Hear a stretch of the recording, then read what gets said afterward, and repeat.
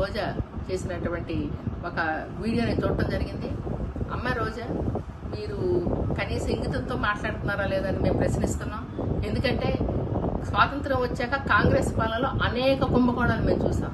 కానీ ప్రతి 15 రోజులకి కూడా 60 మందిని తీసుకొచ్చి టిక్కెట్లు లేకుండా లక్షల డబ్బు వాళ్ళ దగ్గర కాజేసి మరి తిరుపతి దర్శనాల పేరుతో శ్రీవారికి రావాల్సిన డబ్బులన్నీ కూడా నువ్వు అతి పెద్ద స్కామ్ చేసి అంత పెద్ద భారీ కుంభకోణం నువ్వు చేసి నువ్వు తిరుపతి దర్శనం గురించి, తిరుపతి పవిత్రత గురించి, తిరుపతిలో లడ్డూ గురించి నువ్వు మాట్లాడటానికి ఏమైనా అర్హత ఉందని మేము అడుగుతున్నాం.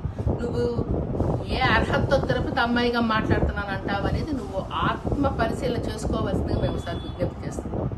ఎందుకంటే ఒక చాలా సీనియర్ నాయకులుగా, అలాగే మంత్రిగా, సీఎంగా కూడా చంద్రబాబు నాయుడు గారు మంచి సీనియర్ నాయకులు.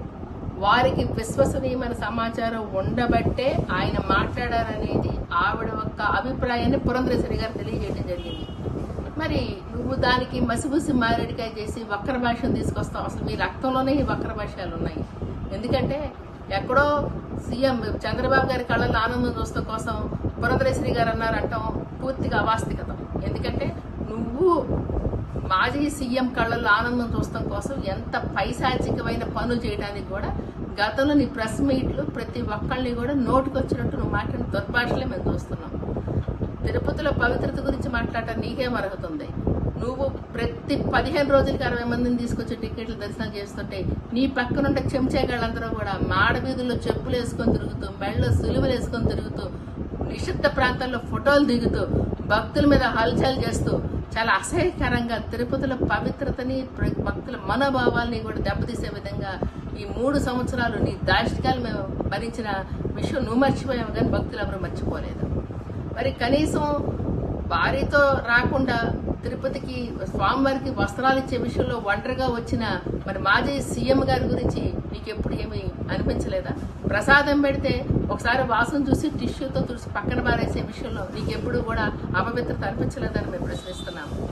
అలాగే ఏదైతే మరి డిప్యూటీ సీఎం పవన్ కళ్యాణ్ గారిని, ఇప్పుడున్న సీఎం గారు చంద్రబాబు గారిని, పురంధరేశ్వరి గారిని నువ్వు నోటికి వచ్చినట్టు అదే పనిగా కూర్చొని నువ్వు ఖాళీగా మాట్లాడుతూ కూర్చుంటే ఎవ్వరు ప్రజలు ఊరుకోరు. ఇప్పటికే మీకు పూర్తిగా బుద్ధి చెప్పి 11 సీట్లు ఇచ్చి పక్కన కూర్చోబెట్టిన విషయం మీరు ఒళ్ళు దగ్గర పెట్టుకుని జ్ఞాపకం చేసుకోవాలని మేము కోరుకుంటున్నాం. ఎందుకంటే మాకు ఒక భక్తుడిగా, ఒక పౌరుడిగా మాకు దర్శనానికి వెళ్ళనివ్వరా? ఈ రాష్ట్రాల్లో, తెలుగు రాష్ట్రాల్లో ఇటువంటి విపరీతం ఏమైనా ఉందా అని చెప్పి జగన్మోహన్ రెడ్డి గారు అంటే చాలా విడ్డూరంగా ఉంది. మహిళలు అమరావతి నుంచి పొంగళ్ళు పెట్టుకుని దుర్గమ్మ తల్లి దర్శనానికి వెళ్తుంటే వాళ్ళ మీద దాష్టికాలు చేపించి పోలీసులతో మరి పూర్తి స్థాయిలో వాళ్ళ మీద లాఠీ చార్జీ చేపించి పొంగళ్ళన్నీ కూడా నేలపాలు చేసి భక్తుల్ని వాళ్ళ భక్తుల్ని మరి దర్శనానికి వెళ్ళనీయకుండా తల్లి దగ్గరికి మీరు అనేక రకమైన అసహ్యకరమైన పనులు చేసినప్పుడు నీకు ఒక మహిళగా కూడా నీకు స్పందించాలని తెలియలేదా? మరి ఏ మొహం పెట్టుకొని చెప్పి మాజీ సీఎం జగన్మోహన్ రెడ్డి గారు మరి భక్తుల్ని, మమ్మల్ని దర్శనానికి వెళ్ళనివ్వరని అడుగుతున్నారు అనేది మాకు చాలా ఆశ్చర్యంగా ఉంది.